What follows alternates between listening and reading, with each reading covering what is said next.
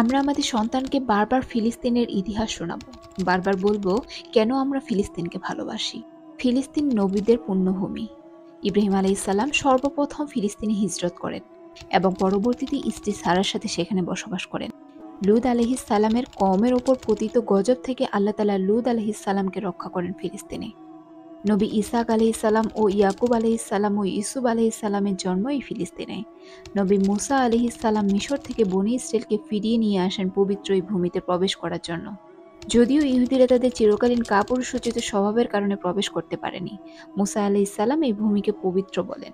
নবী দাউদ আলাইহিসসালাম অত্যাচারী জালুতের কপালে পাথর ছুঁড়ে তখনকার মুমিনদেরকে ফিলিস্তিন পুনরুদ্ধারে সহযোগিতা করেন। নবী সুলাইমান আলাইহিসসালাম ফিলিস্তিনে বসেই জিন ইনসান সব পৃথিবীবাসীর ওপর রাজত্ব করেন। সুলাইমান আলাইহিসসালাম ও পিঁপড়ের যে বিখ্যাত কাহিনী কোরআনে বর্ণিত আছে তা এই শহরেই ঘটেছিল। বর্তমানে সিটি অব আসকেলনে অবস্থিত আন্টফেলি আছে ওয়াদিন নামল নামে। নবী জাকারিয়া আলাইহিসসালাম ফিলিস্তিনেই বাস করতেন এবং তার মিহরার এই ফিলিস্তিনেই ছিল। এই বাইতুল মাকদিসে মারিয়াম আলাইহিসসালাম বসবাস করতেন এবং অলৌকিক খাদ্য ভাণ্ডার প্রাপ্ত হতেন। এই ফিলিস্তিনে মারিয়াম আলাইহিসসালাম কোনো পুরুষ ব্যতীত একটি শিশু গর্ভে ধারণ করার মতো আশ্চর্যজনক ঘটনার জন্ম দেন। নবী ঈসা ও ইয়াহিয়া আলাইহিসসালামের এই ফিলিস্তিনেই জন্মগ্রহণ করেন এবং বেড়ে ওঠেন।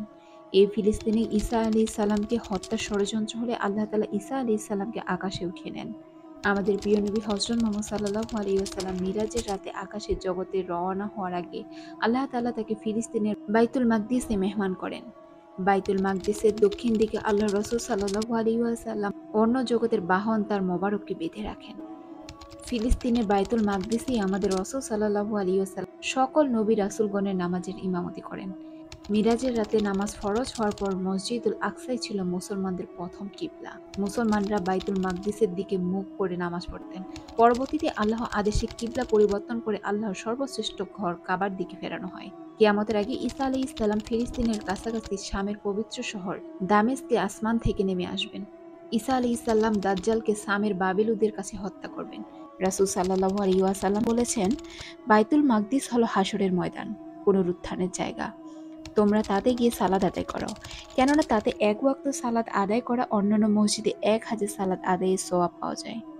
দুনিয়াতে নির্মিত দ্বিতীয় মসজিদ পবিত্র শহর ফিলিস্তিনে অবস্থিত। মসজিদটি হলো মসজিদুল আকসা।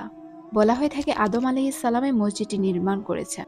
আবু যর গিফারি রাদিয়াল্লাহু তাআলা আনহু একদিন নবীজিকে বললেন, হে আল্লাহর রাসূল, দুনিয়াতে প্রথম কোন মসজিদটি নির্মিত হয়েছিল? তিনি বলেন, মসজিদুল হারাম। তিনি পুনরায় জিজ্ঞেস করেন, তারপর কোনটি? প্রতি উত্তরে তিনি বললেন, তারপর হলো মসজিদুল আকসা। এরপর তিনি জানতে চাইলেন যে উভয়ের মধ্যে ব্যবধান কত বছরের? তিনি বললেন 40 বছরের। সহিহ বুখারী। বুখারী শরীফে আছে, পৃথিবীতে মাত্র 3টি মসজিদ ব্যতীত অন্য সকল মসজিদে ইবাদতের উদ্দেশ্যে ভ্রমণ করা নিষিদ্ধ। 1 মসজিদুল হারাম, 2 মসজিদে নববী, 3 মসজিদুল আকসা। সূরা বনী ইসরাইলে আল্লাহ তাআলা মসজিদুল আকসার পরিবেশকে বরকতময় বলেছেন। সূরা আম্বিয়া আল্লাহ তাআলা এই ভূখণ্ডের ব্যাপারে বলেন, আর আমি তাকে ও লূতকে উদ্ধার করে নিয়ে গেলাম সেই ভূখণ্ডে যেখানে আমি কল্যাণ রেখেছি বিশ্ববাসীর জন্য। সূরা আরাফে আল্লাহ তাআলা ফিলিস্তিনকে কল্যাণপ্রাপ্ত রাজ্য বলেছেন। সূরা আম্বিয়া আরেকটি আয়াত সুলাইমান আলাইহিসসালামের ঘটনায় আল্লাহ তাআলা ফিলিস্তিনের কল্যাণ রেখেছেন বলে ঘোষণা দেন। ফিলিস্তিনের এই ইতিহাস হলো সবচেয়ে গুরুত্বপূর্ণ হেডলাইন। ফিলিস্তিনের আছে আরও অসংখ্য বিস্তারিত ইতিহাস। সাহাবাদের আমলের, তাইবিদের আমলের, সালাফদের আমলের ইতিহাস, সালাউদ্দিন আইয়ুবীর ইতিহাস। এই ভূমির কল্যাণের ব্যাপারে আছে হাদিসও। এখনকার মানুষের ব্যাপারেও আছে হাদিস। এত সব কিছু ছাড়া ফিলিস্তিনের যে অধ্যায়টি আমাদের হৃদয়ে সংযুক্ত, সেটি হলো ফিলিস্তিন হচ্ছে শহীদের ভূমি। এখানে নিয়মিত সেই অমূল্য নেয়ামত লাভে ধন্য হচ্ছে মানুষ, যে নেয়ামত পেলে জিন্দেগি অতিবাহিত করা সার্থক। সেই নেয়ামতের কল্যাণে যারা সেখানে বাস করে তারা মুহূর্তেই পৌঁছে যায় জান্নাতের দোরগোড়ায়। ফিলিস্তিন ও ফিলিস্তিনের মানুষকে ভালো না বেশি কি পারা যায়?